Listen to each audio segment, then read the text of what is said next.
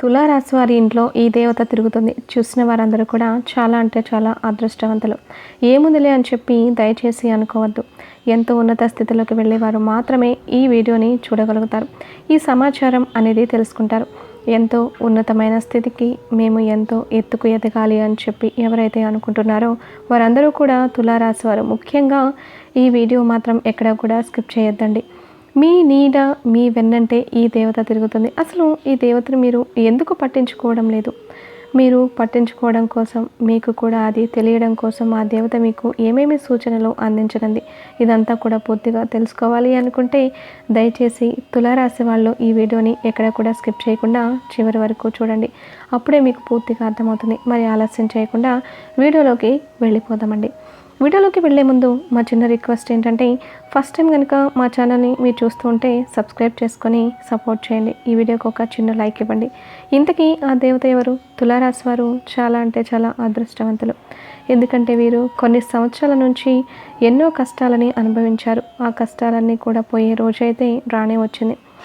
అదృష్టం కలిసి రావడానికి, మీకు అదృష్టం తీసుకొచ్చి పెట్టడానికి ఆ దేవత పరితపించిపోతుంది. అంటే మీరు నమ్ముతారా? తులారాశి వారి గురించి అయితే మొదటిగా మనం తెలుసుకుందాం. తులారాశి వారి మనసు ఎలా ఉంటుందంటే చాలా మంచి మనసు, అన్ని రకాలైన సుగుణాలు కలిసి ఉంటారు. సరిగ్గా ఏ పనైనా కానీ, వర్క్ అయినా కానీ, ఇంట్లో ఫ్యామిలీనైనా కానీ సరిగ్గా బ్యాలెన్స్ చేస్తారనమాట. ఎదుటి వారి వల్ల ఎటువంటి కష్టాన్ని నష్టాన్ని వారికి రానివ్వరు. వారి వల్ల మీరు కూడా తెచ్చుకోరనమాట.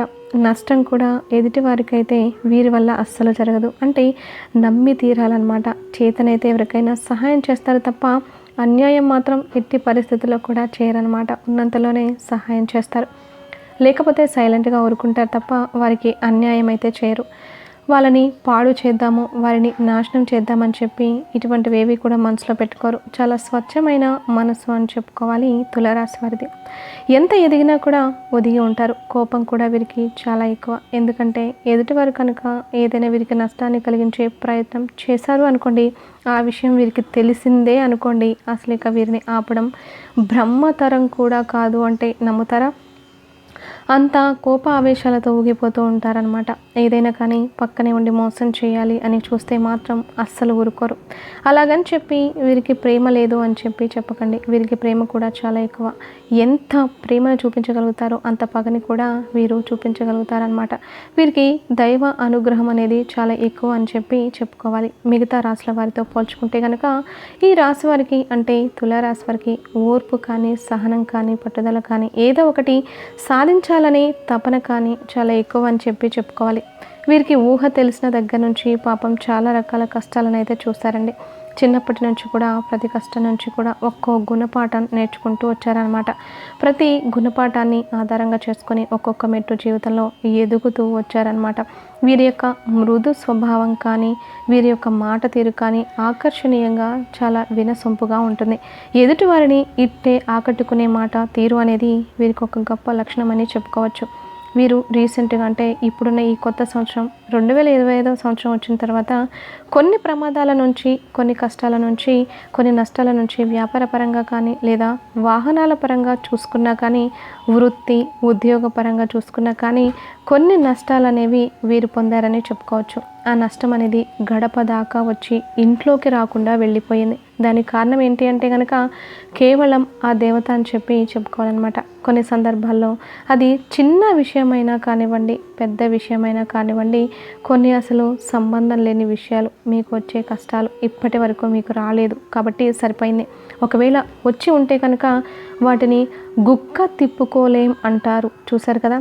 అటువంటి కష్టాలు పడాల్సి వచ్చినప్పటికీ కూడా ఆ దేవత మిమ్మల్ని తప్పించేసిందని చెప్పి చెప్పుకోవాలన్నమాట. ఎంతో నష్టపోవాల్సిన పరిస్థితి, కానీ ఆ దేవత మీరు బయటకు వెళ్ళినా, ఇంట్లోకి వెళ్ళినా, ఎటు వెళ్ళినా కూడా మిమ్మల్ని వదలకుండా పట్టుకొని తిరుగుతోంది. ఇంతకీ ఆ దేవత ఎవరు అని చెప్పి అనుకుంటున్నారా?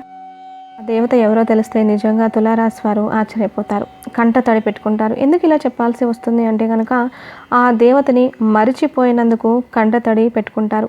మీరు మరిచినా కానీ ఆ దేవత మిమ్మల్ని వదిలి వెళ్ళకుండా మీ వెన్నంటే ఉండి మీ ఇంట్లోనే తిరుగుతూ మిమ్మల్ని కాపాడినందుకు కంట తడి పెట్టుకుంటారు అనమాట. ఎందుకంటే ఆ దేవత మీ కులదేవత.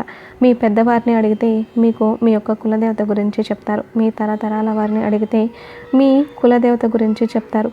మీ తల్లిదండ్రులు కానీ, మీ నాయనమ్మ తాతయ్యని కానీ, లేదా వాళ్ళ వెనక తరాలు బ్రతికి ఉంటే వారిని కానీ అడిగితే మీకు ఆ కులదేవత గురించి చెప్తారనమాట. అలా యొక్క మీ ఇంటి పేరుతో ఉన్న తరతరాలు కూడా ఆ దేవతకు గుడులు కట్టారు, సంబరాలు చేశారు, ఎన్నో పూజలు చేశారు. ఆ దేవత వల్ల మీ పెద్దవారు కష్టాలు పడకుండా ప్రతి సంవత్సరం కూడా ఆ దేవతను కొలువు తీర్చుకుంటూ పండగలు పూజలు చేసుకునేవారు. కానీ ఇప్పుడున్న ఈ బిజీ లైఫ్ స్టైల్లో అసలు ఆ దేవత అనేది ఒకటి ఉంది అనేది కూడా మర్చిపోయారు. అంటే నిజంగా ఇది చాలా అతిశయోక్తి అనమాట. ఎందుకంటే ఇప్పటికైనా కానీ మీరు మరిచిపోయినా కానీ నా బిడ్డలు కష్టాలు పడకూడదు, నా బిడ్డలు బాధలు పడకూడదు, నా బిడ్డలకి పట్టిందల్లా బంగారం కావాలి, నా బిడ్డలు నన్ను మర్చిపోయిన ఒక తల్లి స్థానంలో నేను నా బిడ్డల్ని మర్చిపోకూడదు, నా బిడ్డని వదిలిపోకూడదు అని చెప్పి ఆ దేవతే మీకు గుర్తు చేయడానికి తానే స్వయంగా కదిలి వచ్చింది. మీకు ఎటువంటి కష్టాలు రాకుండా చేయడానికి, మీకు ఎటువంటి నష్టాలు కలగకుండా చేయడానికి స్వయంగా ఆ దేవతే మీ ఇంట అడుగుపెట్టింది.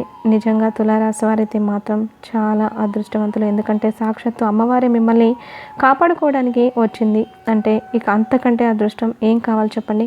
కానీ ఇప్పుడు మీరు ఆ దేవతను ఎందుకు వదిలేశారో తెలియదు. కానీ కొన్ని కారణాలు, బిజీ లైఫ్ స్టైల్, ఉద్యోగాలకు వెళ్ళడం, ఇక ఆ యొక్క బిజీ లైఫ్ స్టైల్లో ఒక దేవుడికి నమస్కరించుకుందామన్నా కూడా తీరిక లేని పరిస్థితుల్లో చాలామంది ఇప్పుడైతే ఉన్నారు.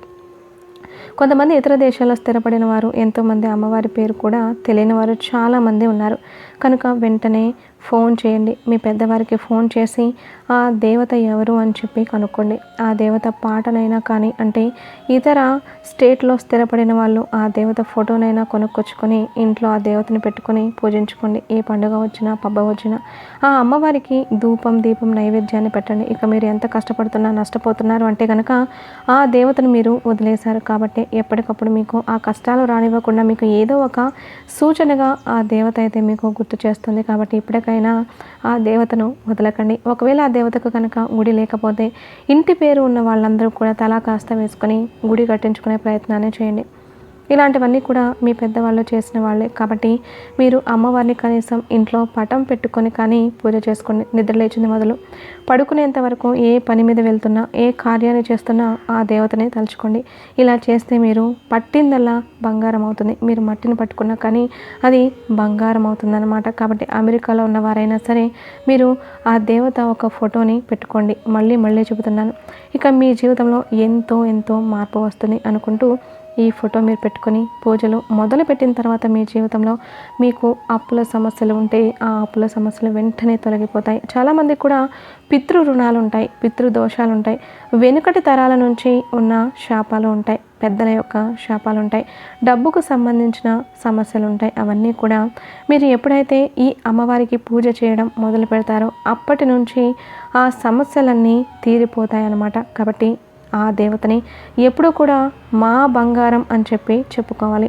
ఆ బంగారాన్ని మాత్రం మీరు అస్సలు వదలకండి. ఇంట్లో మీ కుల దైవాన్ని పూజించడం వల్ల భార్యాభర్తల మధ్య అనుకూలత ఏర్పడుతుంది, సంతానపరంగా బాగుంటుంది.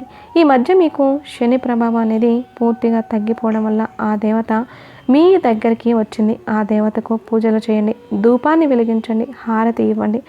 జీవితంలో మీకు అదృష్టం అంటే అదృష్టమే పడుతుంది. సిరి సంపదలు వస్తాయి, పట్టిందల్లా బంగారం అవుతుంది. ఉద్యోగాలు లేక బాధపడుతున్నారా, కష్టాలు పడుతున్నారా, భార్యాభర్తల మధ్య గొడవలు జరుగుతున్నాయా, ఏం చేయాలో కూడా అర్థం కాని స్థితిలో బ్రతుకుతున్నారో, అయితే దీనంతటికీ కూడా కారణం మీరు ఆ దేవతను పూజించకపోవడం. ఇప్పుడు ఒక రకంగా ఈ వీడియో మీకు కంటపడింది అంటే కనుక నిజంగా మీరు చాలా అంటే చాలా అదృష్టవంతులు. తులారాశి వారు, ఈ తులారాశి వారు ఎవరైతే ఉన్నారో వెంటనే మీరు అమ్మవారికి పూజలు చేసుకోవడం ఇప్పటి నుంచే మొదలుపెట్టండి. ప్రత్యేకించి పూజలు ఏమీ చేయాల్సిన అవసరం లేదండి.